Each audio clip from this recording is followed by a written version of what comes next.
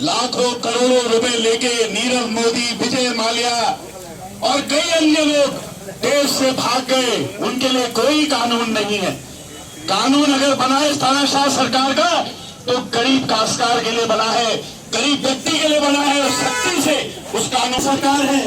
क्या गलत कहते हैं हमारे नेता कि ये जो तानाशाह सरकार है जो लोकतांत्रिक व्यवस्थाओं को धीरे, लेकिन मैं पूछना चाहता हूं, जब आप अपने छोटे मोटे कामों के लिए तहसील में जाते हो, छोटे मोटे काम कि हम सब संयुक्त तौर से हम सबको, आपको और हमें Swayam Prakash Joshi Supreme Court of India के आदेश के चलते हुए वहां पे भव्य राम मंदिर का निर्माण हुआ है।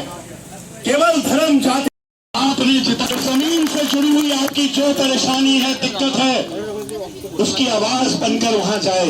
ये नहीं कि चुन लिए गए और बना दिए गए मंत्री, लेकिन मूक दर्शक बनकर आपने जनता के का प्रयास करा, ना कोई विकास कार्य करे। अरे भाई, तो किस आधार पर वोट मांग रहे हो?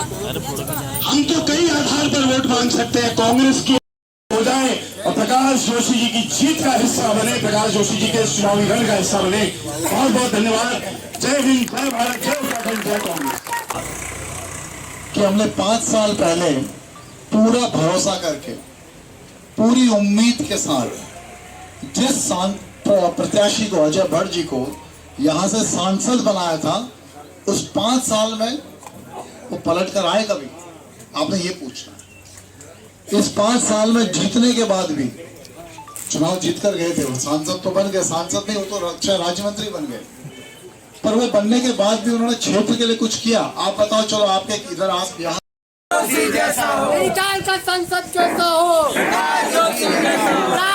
बाद भी हमने इस पूरे क्षेत्र में कालाडूंगी विधानसभा में 112 करोड़ रुपए के काम कराए। दो आंकड़ा है हमारे पास, एक आंकड़ा है। हम हार गए थे, पर उसके बावजूद जरूरत नहीं। यहाँ बहुत लोग बैठे होंगे जिनके अगल बगल की सीसी रोड, सड़कें जो कभी नहीं बनी थी, वो उस दौर में बनी हो। सड़कें तो एक तरफ छोड़ो, ये बैठे हैं तारा भाई, कहाँ चले गए? उनका सोच था, हमारे सभी लोगों का, भगवान सिंह रतलाई थे, पीयूष राय, सबका एक सोच था कि हमारी भाई साहब 12 ग्राम सभाएं जो गैबुआ से लेकर आगे बैलकुफरा तक, चूना खान तक, वो रामनगर ब्लॉक में आती थी। हो चाहे वो भ्रष्टाचार हो, इन 2024 के आने के बाद भी बेरोजगारी की स्थिति क्या है वो आप सब जानते हैं, महंगाई की स्थिति क्या है आप जानते हैं। तो इस कहानी को जो मैं कहानी के रूप में आपको थोड़ा समझाता हूं कि विषय क्या है, कैसे अडानी और अंबानी की सरकार है, व्यापारियों की सरकार है। एक कहानी के माध्यम से थोड़ा सा समझाऊंगा, आपको सब समझ आएगा। एक बार एक जगह, एक देश में एक राजा था और राजा का एक व्यापारी बहुत अच्छा मित्र था, उसका परम मित्र और परम दोस्त था। तो राजा ने व्यापारी को छूट दी कि तुझे जितने में भी सामान बेचना है तू व्यापारी बेच, लेकिन जितना मुनाफा होगा उसका आधा मुझे देगा और आधा तू अपने पास रखेगा। उदाहरण के तौर पर अगर चावल 40 रुपए का आम जनता को मिलना चाहिए तो राजा ने कहा 50 रुपए का बेच, 5 रुपए फालतू तू रख और 5 रुपए राजा के खजाने में दे। लगातार 1 महीने तक पूरे देश में नई सरकार लाने का चुनाव होना है। आपसे भारतीय जनता पार्टी के लोग यही कहेंगे।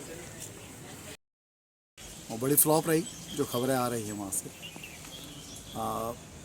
प्रभाव अगर उनकी रैली का पड़ना होता तो उनके जाते ही दूसरा बम नहीं उन्होंने फेंकने की कोशिश करी होती। 8 तारीख को योगी आदित्यनाथ के आ रहे, ऐसा सुना है भारतीय जनता पार्टी के सूत्रों से।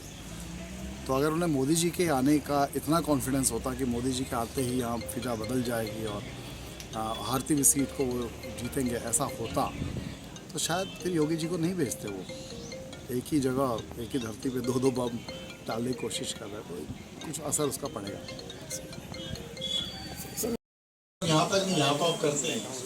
जहां तक दूर दूर तक इस पूरी लोकसभा में 14 विधानसभा क्षेत्र है खलीमा में, जहां आपकी रिश्तेदारी, जहां आपके संबंध हो, जहां आपकी दोस्ती हो, आप सबसे बात कीजिए कि एक बार मौका मिलेगा तो निश्चित तौर पर पहले से और अधिक ऊर्जा से हम लोग काम कर सकते हैं, पहले से ज्यादा।